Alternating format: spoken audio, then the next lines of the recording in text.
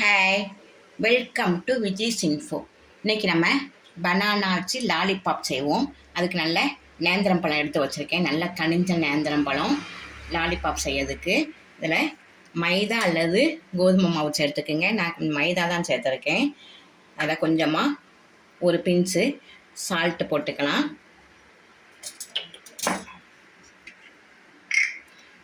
ஒரு பிஞ்சு ஆப்ப சோடா. நீங்கள் நாட்டு சக்கரை வேணால் போட்டுக்குங்க, தேன்னாலும் போட்டுக்கலாம். நான் தேன் போடுறேன். நல்லா இனிப்பாக தான் இருக்கும். தேன் கொஞ்சமாக விட்டால் போதும். கொஞ்சமாக தண்ணி விட்டுக்கலாம். எல்லாம் சேர்த்து நம்ம நல்லா கலந்துக்குவோம்.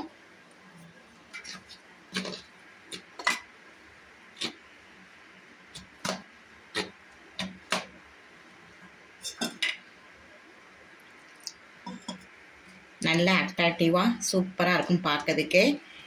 சாப்பிட்றதுக்கும் நல்லா சத்தானது தான். என்ன மைதா எப்போவா தான் நம்ம சேர்க்குறோம், அதனால் ஒன்றும் பிரச்சனை இல்லை.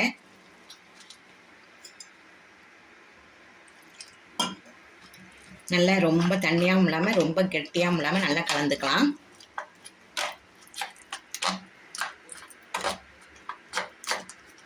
இது அப்படியே ஒரு 5 நிமிஷம் நல்லா ஊறட்டும்.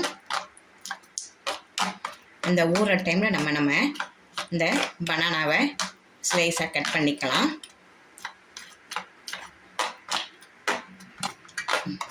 நல்லா கட்டி இல்லாமல் இப்படி நல்லா கரைச்சி வச்சுக்கலாம். பாருங்கள், இந்த அளவில் கரைச்சாதான் நமக்கு லாலிபாப் செய்யறதுக்கு நல்லாயிருக்கும். ரொம்ப தண்ணியாக வெந்துட வேண்டாம். இது அப்படியே ஒரு 5 நிமிஷம் அப்படியே ஊறட்டும். இதை நம்ம ஸ்லைஸாக கட் பண்ணிக்கலாம்.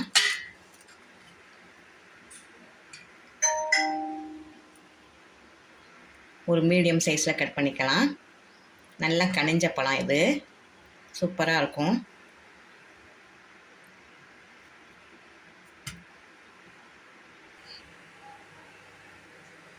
இப்போ ஒரு கடாயில் ஆயில் வச்சுருக்கேன். ஆயில் நல்லா ஹீட் ஆகிடுச்சு. நல்லா கம்மி பண்ணிக்கலாம். நல்லா ஹீட் ஆன உடனே நல்லா ஸ்லோ பண்ணிக்கலாம். இப்போ நம்ம பனானாவை கட் பண்ணி வச்சுருக்கோம் இல்லையா, அந்த மாவில் நல்லா டிப் பண்ணி போட்டுடலாம். நல்லா எண்ணெய் காஞ்சிருக்கான்னு பார்த்துக்கலாம். கொஞ்சம் எண்ணெய் காயட்டும்.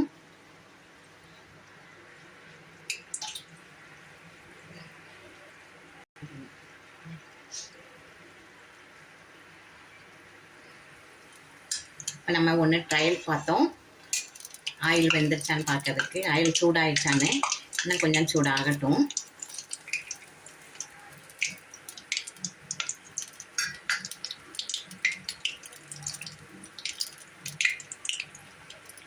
இது நல்லா வெந்துருச்சு. இதை நம்ம எடுத்துடலாம்.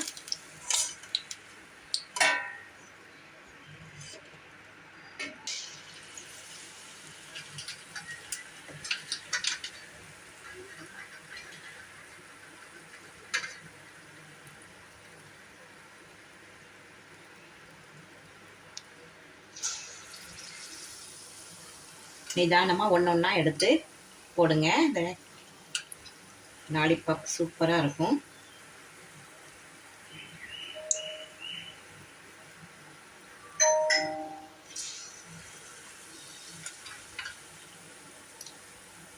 மரக்குச்சி எடுத்துக்கோங்க. நீங்கள் பிளாஸ்டிக் குச்சி எதுவும் வச்சு போட்டுறாதீங்க. மரக்குச்சி தான் நல்லாயிருக்கும். பிளாஸ்டிக் போட்டிங்கன்னா உடம்பு கெடுதலாயிரும், இறங்கிரும்.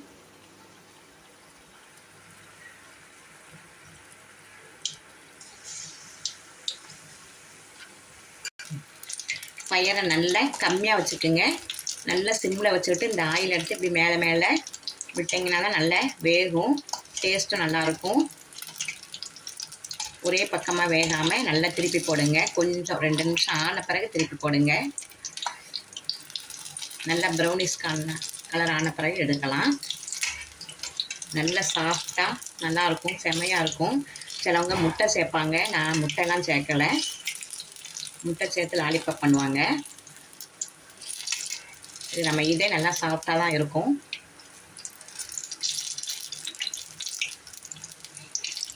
நல்லா 2 பக்கமும் நல்லா வெந்த பிறகு நல்லா ப்ரௌனிஷ் ஆன பிறகு எடுக்கலாம்.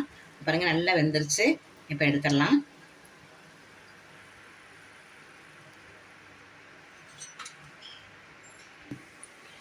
பாருங்கள் பனானா லாலிபாப் சூப்பராக ரெடி ஆயிடுச்சு. குழந்தைங்க பழங்களே சில பிள்ளைங்க சாப்பிடாதுங்க. பழங்கள்லாம் விருப்பப்படாத பிள்ளைகளுக்கு இதே மாதிரி நம்ம இனோவேட்டிவாக செஞ்சோம்னா செம்மையாக சாப்பிடுங்க.